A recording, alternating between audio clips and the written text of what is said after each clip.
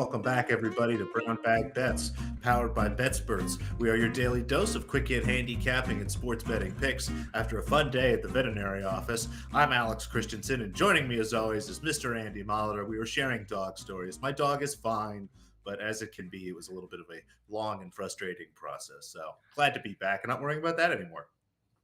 Yeah, and I'm glad it's cold here. If you can tell, I'm wearing a hat. It's the heater is not keeping up at the office. It's like 17 below out. So just said sweatshirt and hat. We're gonna stay comfy in the office. I got my slippers on, ready to get back at it. Tennis worked out last night. Basketball was 3-2, so that's a small winner. So I'll take 3-2. I say I can this dig about it. every time I go like 2-1 or 5-3. I'm like, I'll do that for the rest of my life. Um, and I will. So for tonight, I'll get to those eventually. But Alex is back, so sorry if anyone wanted to bet NBA yesterday. We didn't have any. I didn't come up with any. You know what? My look was probably just gonna be Bulls -1.5. That would have been all right, right? That would have been all right, except for at the very, very last second. I mean, that is one of those Yeah. ones. Our buddy Drew always says, these lines are tight, and that was, condolences to anybody with -1.5. I mean, if you had -1, you still feel pretty sick, but at least you got the push. I think a lot of people did have that -1.5. What a mess! Kind of like my camera today. I don't know what's going on with that today, but It's a lot of let's. close lines. Pelicans There covered are. 3 by 1 point. Mm, it's tight this time, and here's the thing: I'm looking at what you bet today, and I'm looking. There's like 9 games. Is it just the fact you're not finding any value, or you're just pragmatic, Alex, today? It's a combination of not finding any value and honestly just not knowing whether I can find any value. You start to look at a game like the Raptors, they're laying 3.5 at home against the Hornets. Thought maybe about a Raptors team total over. They've been playing much better basketball, but the Hornets are pretty solid. Although they don't have Gordon Hayward tonight, that actually unlocks maybe a little more athleticism for them.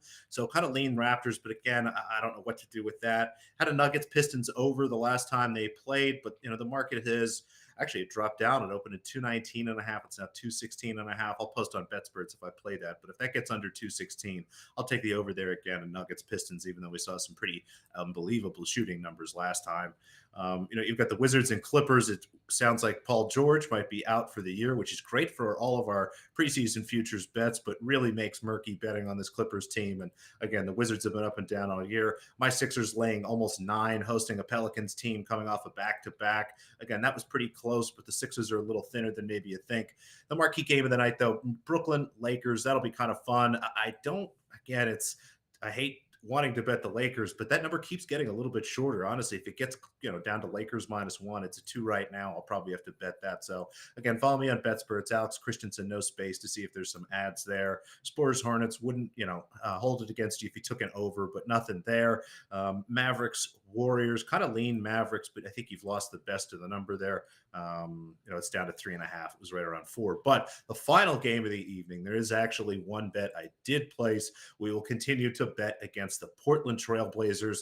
Timberwolves here -3. Portland at home, playing a little bit better lately, and the markets, I think, adjusted them a point or two. I go back and look at those games. Yes, the roster's a little more solid, but again, playing maybe a little bit over their heads. I don't really agree with that adjustment. The tough part here with the Timberwolves, and I think part of the reason, honestly, we're getting such a good number here, we don't know what's going to happen with Anthony Edwards. He's not on an injury report. In the last game, he walked off the court completely healthy, and then about a minute later, was unable to find exactly what happened, but something happened on the bench, and he was carried off the court. Was unable to put weight on one of his legs. So he's not on the injury report. I have no idea what happened to him. If he's in, this is an awesome number. I mean, if Anthony Edwards is playing, I have this closer to 6, almost 7 as I start some tweaks and things. If he's out, I have it closer to 4. Still a little bit of an edge there. And again, he's not on the injury report here. And as I look, sort of past what some of my numbers are spitting out, I just think we're going to continue to build up on these Portland Trailblazers fades. It's a thin team with a few guys that are good, playing a lot of minutes, some older players. This is just going to keep getting more. So Timberwolves -3. Let's keep our fingers crossed that Anthony Edwards is going to play. But if he's not, I think we're still in good shape. I hope he plays. Not only for Be good you, for your Wood Dogs. yeah, I'm just the Wood Dogs. I'm going to cheer for The him local eventually. team. one of these years they're going to be good, and I'm going to be able to cheer for them.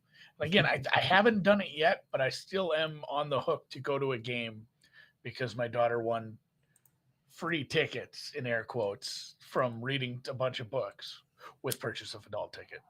So I got to buy a damn That's ticket to fun. go to I used to get free Slumber pizza. Puppies game. Yeah, I like the book it pizza. Like you used to get the tiny little personal pan pizza from Pizza Hut. I'd read all the books. I enjoyed Only reading reason it. I ever read. Yeah, it was. If you're gonna give me a pizza, I'm definitely gonna do that. I'd We be had a pissed lot now if of they gave me pizza. AFCON talk in the chat. There might Yeah, be what's going there might on be here? Do we have to check in on this here? Is it there happening now? every single game. There's a red card. Like the refs have gone from goofery to calling it Titan. I didn't see this. I'm assuming it probably was a legitimate red card if they're going to call Cape Verde will play the next 55 plus minutes down a man against mighty Senegal. Over 1.5, right around even money. Sadio, Liverpool's own, right in the front line. Maybe he scores. As long as no one is dying. Yeah. I need 2. I'm gonna think about that. I'm gonna take a look at the live lines after I go through college hoops here. Like I said, decent day yesterday. Hopefully, honestly, I said I'm fine with like a 2-1, 3-2 kind of day. I'd love a 4-0 today. I'm not afraid of sweeping a small board. Just can't have those 8-0s. Those give me anxiety. So, off the bat, Akron under 139.5.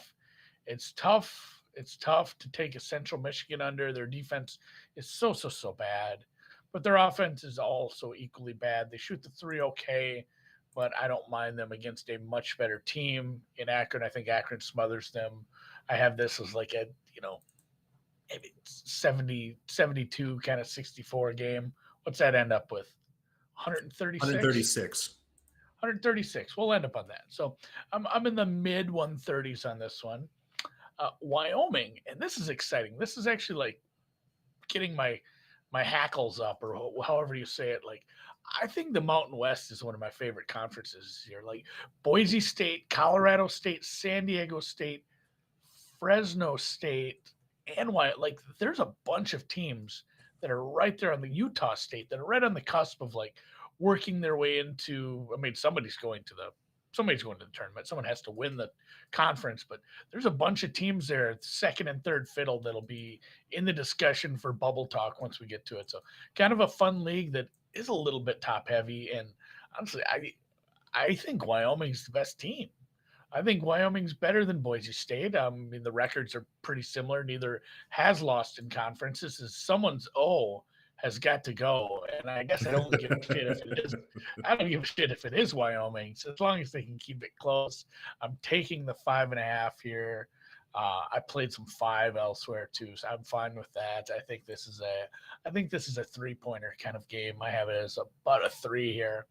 So look at that. This is like one of those segments on a cheesy show. Maybe our show is cheesy and I just don't realize it, but underdog favored over. Before we get there, I just wanted to say that I'm fascinated by this concept of hackles, and that's a real thing. Apparently, to raise one's hackles or to get one's hackles up means to become irritated or angry. So you are more of a positive vibe, I think. So maybe a happy hackle. Yeah, it was like a good hackling. But yeah, yes. This is favorite over under favorite dog. Like it's like a stupid segment that we can do. I wouldn't be able to fill it out because I don't do this every day. This is just an odd idiosynchronism, I guess. Idiosyncrasy? Yes, I don't know how to say the word. One of those. Missouri State. Speaking of conferences, they are in the Missouri Valley. Their name is in it. I think they're the second. I think they're better than Drake. I don't think they're better than Loyola, but I do think they're. I think they're like the second best team. I think they're very live to win this conference come tournament time. I think this is going to be another fun conference. I'm getting excited for that, honestly, because that's one of my favorite times of year is conference tournament time. I'm going to lay the 5.5 with them. This is a look I like quite a bit. I don't lay favorites a lot, but when I do, I have a good reason. Last night I laid 7.5 with a team that won by 1 million. I like it when things go my way like that, but versus Indiana State here, I think the offense is going to be just too much. Slow-paced, but good offense. Indiana's a little faster-paced, doesn't clean the boards, doesn't shoot all that well. Doesn't do a lot of things that I think are important. And Missouri State, as I often say about my dogs, when they're facing a favorite that can't hit free throws, I'm liking it. Missouri State hits their free throws. They're one of the best in the country. They're going to be able to make their bunnies late in case this gets tight.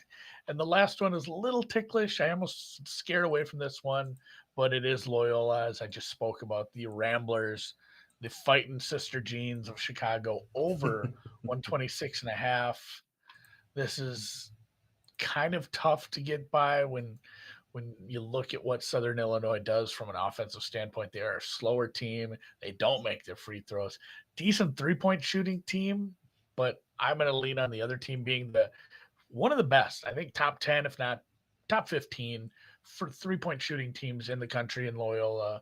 They can quickly get on. You're going to watch this live line. It's going to be at like 115, and then suddenly it'll be back right on pace. Like just a couple three balls get things back on pace here. So Loyola hitting their threes. They actually will play this team twice in a row. It'll be interesting to see what this. We'll revisit this on Wednesday or Thursday. These two teams do a home and away against each other Tuesday and Thursday this week because that's what schedules have become weird. So over 126.5, just those four for me. And then Bellarmine hit a three last night that was pretty important. They were tight, and then they got to some late game fouling, and they hit some late shots to keep us within that 7. So shout out to the Bellarmine Bells. I don't know what they are. Bears. Bellarmines, Marines, or who knows? Sure. I don't. Someone will tell us. Probably Dan. Probably Dan is right. The Knights. All right, Aussie Open. Did you catch much in the last couple of days? I did. When you were gone, I bet on some men's last night. And how did you do? You didn't lay the 2.5 with Berrettini, I hope. Speaking of brutal beats. Oh God, I took the over in the Nadal match. And I woke up. I saw it went 5. I'm like, I'm not even gonna check the score lines. There wasn't any bagels in this match. We're cool. So good job. Beautiful. I like it. Yeah, it was good to watch a little bit. Unfortunately, one of our outrights, Krejcikova, goes down. Did not look right. I don't know what was going on there, if it was a heat thing or some sort of combined fatigue thing, or if she's sick. Just didn't look right. And, got Maddie Slam keyed off the court. But we come back tonight. We've got another couple bets here. Still have 2 outrights left. Danielle Collins is here in the quarterfinals. And honestly, this isn't a hedge. I like Alizé Cornet in this spot. Collins, I am a little surprised. This was an outright I gave out before the draw. When the draw came out, I really didn't think she would make it this far. But she's been really gritting her way through her matches. Down a set to Clara Towson, you could see her really kind of raise, honestly, her level of emoting, if you will. And I think that honestly scared the teenager. I think there's something to be said, playing across from somebody who's yelling and screaming and causing all sorts of stuff. Played a little better tennis against Elise Mertens, but I don't think that Alizé Cornet is going to get bothered by what Collins is going to do. Actually, I think she was quoted as saying she's ready for some drama. But Cornet's been playing really solid tennis, beat Halep in 3 sets. Danzig has been playing well, beat her, took Muguruza down in 2. I have this match much closer than what I'm seeing. I'd have the game spread right around 3. You can scoop a 4 and the money line close to like plus 160, plus 170. So anything plus 200 or better, honestly, looks pretty good to me here. So grabbing some Cornet, feeling pretty good about that. Saw the comment about Barty here. Yeah, it was the only good thing about Krejcikova losing last night is I might only have 2 outrights that win their quarters and still lose. Barty's playing some unbelievable tennis. She's only been broken once, I think, this season. So we'll see how it goes. But it's Grand Slam tennis. Everything gets a little nervy the further you go on, and the competition gets better. I mean, Madison Keys has been unbelievable. I'm not necessarily ready to back her, but I wouldn't necessarily blame you. If she comes out and plays well, she can certainly take down Barty. She's just been blowing through people. I'm down. I like your big dogs. We got one earlier. We did. Who was it a couple days ago? It was the day we bet Georgie and she got blown out. Anna Samova. Anna Samova has been very poised for someone of her age. And you see this a lot in tennis. And I think it is because some of these young women and young men, they aren't raised like we're raised. They aren't going to high school. They're in tennis academies. They're traveling big tournaments when they're quite young. So I guess the poise kind of comes with that. But yeah, I was very impressed with her this tournament. Other tournament happening, and this is a weird one, Alex, if you haven't been caught up on this. Golf starts on Wednesday. So And I talked to some people who bet golf. That's I'm like, "Hey, tomorrow. I said, "How much golf did you watch last Sunday while we were watching the Bills and Chiefs or while we were watching the other game?" He's like, None. "Yeah, exactly."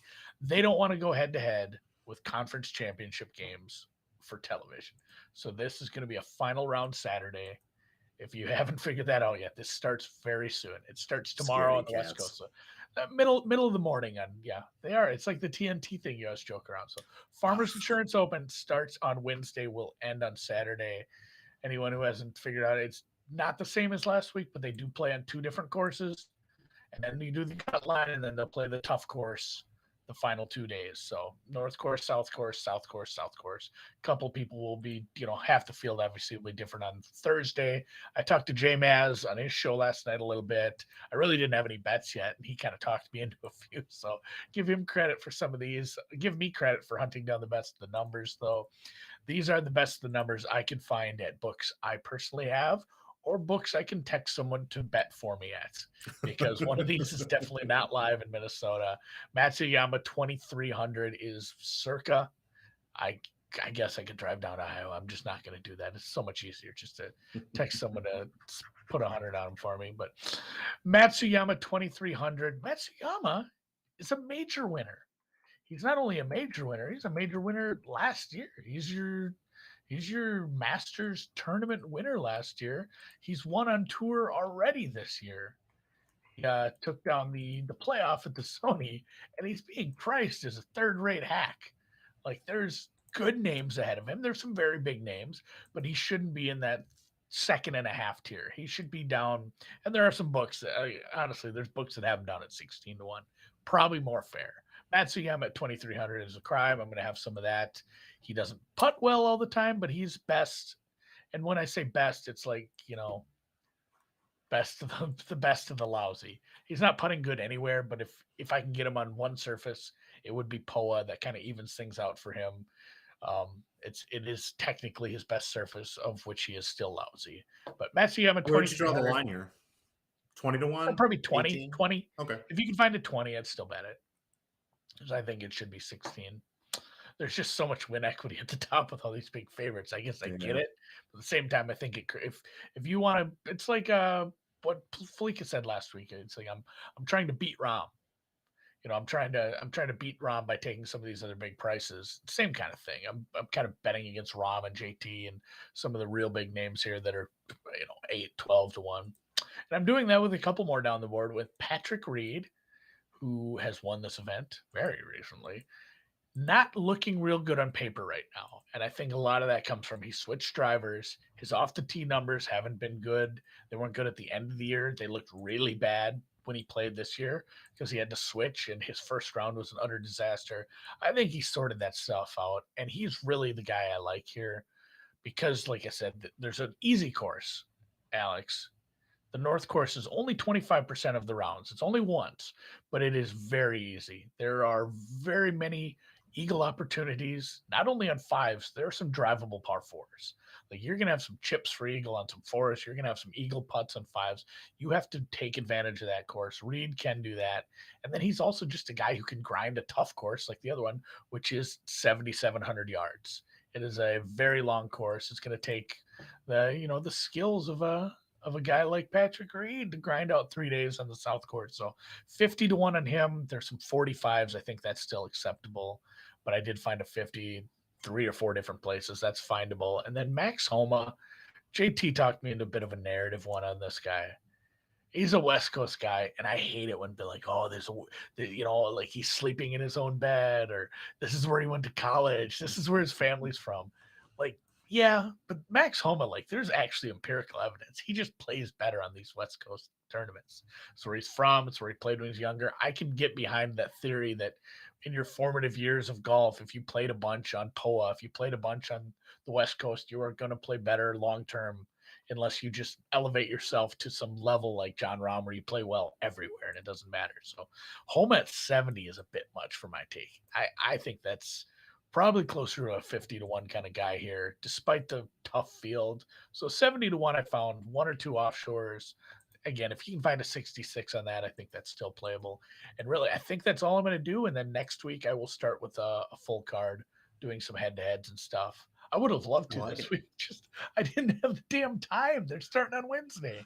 And it's finally like the first full field, right? We've had a couple decent events, but this is the first one where it's everybody, and I guess they yank it up a day. So Yeah, it technically, yeah, like Alex said, kind of is the start of golf. Like the rest of those tournaments are either wonky ones in Hawaii or the Pro-Am last week where they're playing 3 different courses. You don't even have shot links. So this is really the start of golf for me. I can dig it. I can dig it. And then one big announcement before we run off. Yes. And if you're excited, give us a thumbs up in the YouTube chat. I don't play Dynasty League football, but I might have to now because I'm guessing I could probably work my way into getting a free sub here somehow. But dynastyleaguefootball.com, there is no off season. Betsperts Group acquired the Dynasty League football websites, group, writers, contract or content providers. Like there's a bunch of stuff going on in there. I haven't even had enough time to check it out, but very excited because I think this really adds to once we get to the fall. And I will caveat that in a second. Once we get to the fall, and then we're back in the swing of things for next year football, the community over on the Fantasy Life app, the content for redraft and DFS at 4for4, and now all this Dynasty League content. I think we have all the bases covered for fantasy football come this fall. And Dan's pointing out a lot of the good guys are playing in Dubai. There's a pretty big purse over there. I don't mind A those lot of guys money going over there. chasing some money, and they signed some Get that contracts. oil money. But get that oil money.